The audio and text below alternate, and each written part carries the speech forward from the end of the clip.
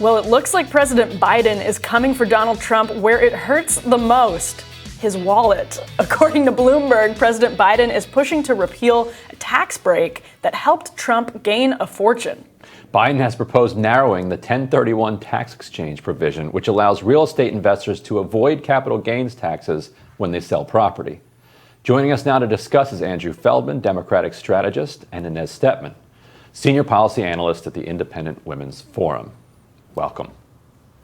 Thanks for having me. Good Andrew, to be with you guys. Andrew, you think this has a shot? Look, I'm not sure what has a shot on Capitol Hill at all these days, to be honest with you, Ryan. I mean, look, I hope it does. But, look, these Republicans won't even vote for, a commission to study the worst attack on the Capitol since the Civil War. So I don't have my hopes up for things passing on Capitol Hill, but look, I hope it does. We need to do something to hold Donald Trump and other folks like him that are taking advantage of this loophole accountable.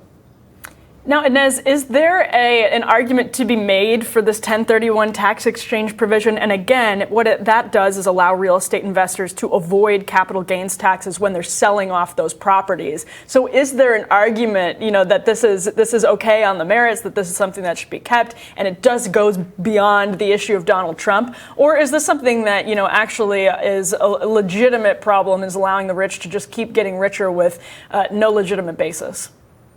I think it's kind of pathetic that we're talking about Donald Trump with regard to this issue. Let's get to the merits of what this is. I do think that one of the problems in Congress will not so much be the partisan divide, although there is that, of course, but the fact that there are real estate brokerages in every single district. And so I think that is probably a bigger barrier to actually getting the number of Democrats on board to pass something like this, unless it's part of a much, much bigger package that everybody has to vote for.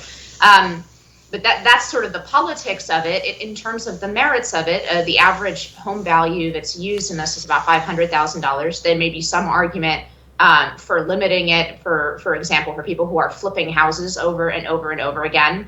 But right now, what we have is a housing market craze, right, where people are pulling up stakes from primarily blue states and blue cities, selling their homes there, and then buying in red states and in more suburban areas, small cities. So really what this would, at this particular time, what I would worry about is not so much limiting, people like Donald Trump from flipping houses and real estate investments, but would be from a very real subsidy to, if I'm Governor Cuomo or I am Governor Newsom, I like this idea because it puts a finger on the scale of people who are maybe thinking about selling their houses in some of these states that did not do a good job of balancing, I think, pandemic risk versus economic risk in the last year and a half or so, and moving away to places that did. So if I'm Governor DeSantis, I don't like this. If I'm Governor Cuomo, I love this idea. That's a great point. Right.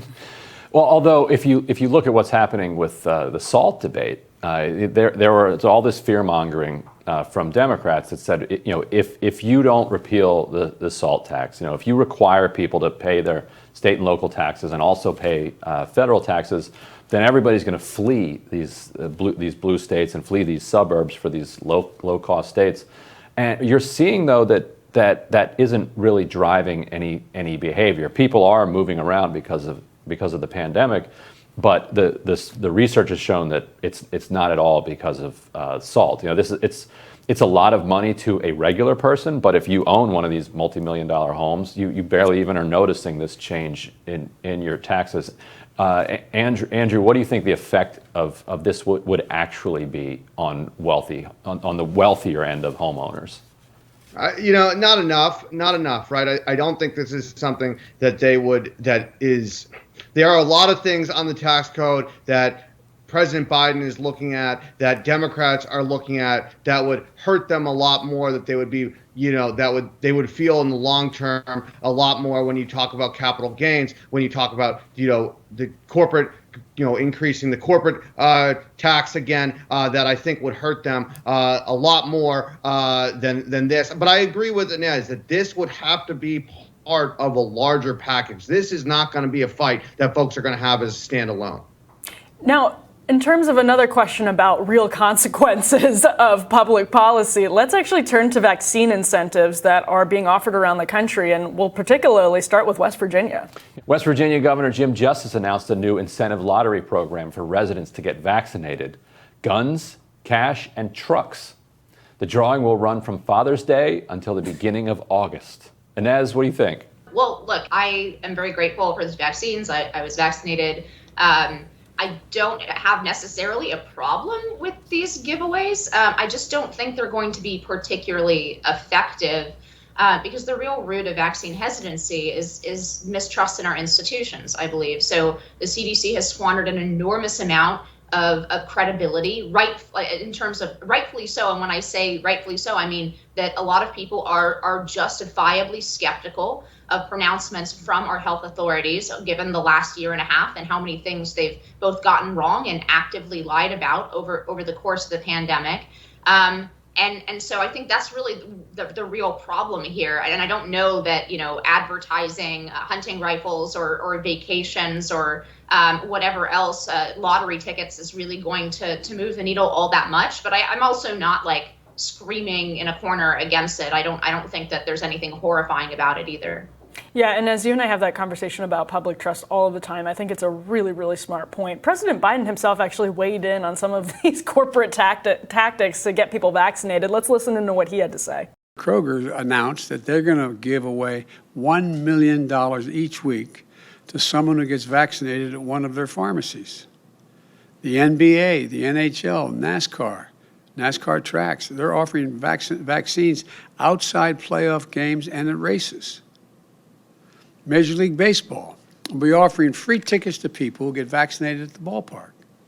And to top it off, Anheuser-Busch announced that beer is on them on July the 4th. Okay, Andrew, is that a waste of money, or is this something America desperately needs to get back to normal?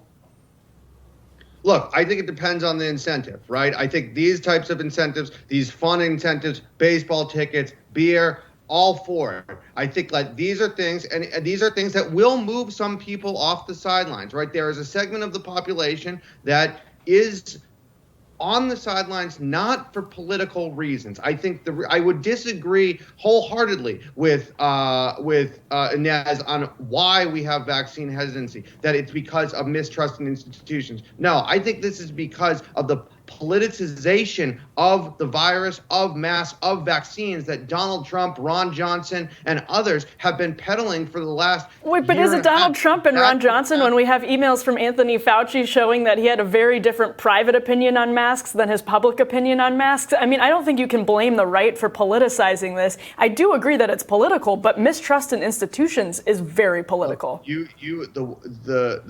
How Donald Trump politicized this debate, and Ron Johnson, how we're politicizing. Ron Johnson is still peddling conspiracy theories about getting the vaccine. I mean, these are things that really are, affecting the large scope of this. Now, back to the question in terms of incentives. Look, I think that, guns is just mind-boggling to me. I mean, we have had 200 mass shootings since the start of the year. 200. Congress hasn't yet to take up, or the Senate has yet to take up, background checks. I mean, this is a real issue of gun violence in this country. People are predicting a summer filled with homicides, and we're giving away guns. I mean, that is something I don't understand.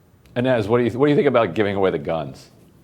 I think that in a place like West Virginia, if you're going to incentivize people, hunting rifles is as good a way of doing it as any. I don't have any problem with what is being given away, but I do deeply disagree that it's Donald Trump's fault that people are skeptical of the CDC. I agree with all the points that Emily made about institutional trust, obviously. And frankly, I mean, what did Donald Trump call this vaccine? Stupendous, the best ever, some, typical Trumpian rhetoric. He took it back in January. It is true that these issues are politicized, but I, again, have to agree with Emily that it's the politicization is a result of mistrust in the institutions being politicized. There is a lot of justifiable skepticism, not just of the CDC, not just of for example, intelligence agencies, not not just of all kinds of manners of walks of institutional life in America, from the media to Hollywood to all government agencies. And a lot of that skepticism, if you were a skeptic for the last few years, you've been rewarded in the sense that a lot of the information that has come out has justified that skepticism, and the CDC is no different. Now, I am very grateful for these vaccines. I believe in them wholeheartedly, but I do think reducing all of those issues to "but Trump sucks" is just not the best way to think about this, not the best way to understand the American people. You brought up that Donald Trump got vaccinated in January. No one did that. He refused to do it in person. He refused to do it on camera like every other former president. He did not. We had to find out from a report. He couldn't even, that's not, putting trust in the vaccine. Instead, he sends out some statement about the tremendousness of the vaccine. He did not promote this as early as he should have. And now we're at a part where his supporters, 30%, are not moving off this because they're believing in what the conspiracy theories that he started a year and a half ago. Right. I mean, if you continue to think that they're not moving off of it because Donald Trump didn't take a vaccine selfie, even though he put out a statement about it, then I think you're just not truly understanding, why these people are making the decisions that they do. I think that's a very shallow way of understanding why people are making this decision and why they're hesitant about it. I think we can all agree that something we really need in this country is more vaccine selfies from Brian Stelter. If anything is going to fix this situation, we just need more pictures of Brian Stelter getting that shot in his arm. And I also think because of who we are, what we do, how we consume news, that we actually do overestimate people's investment in these fights, and that a lot of people just haven't gotten around to it yet. And if the lottery gets them to it faster, then good for that. But we'll be right back with these two, so stick with us on Rising.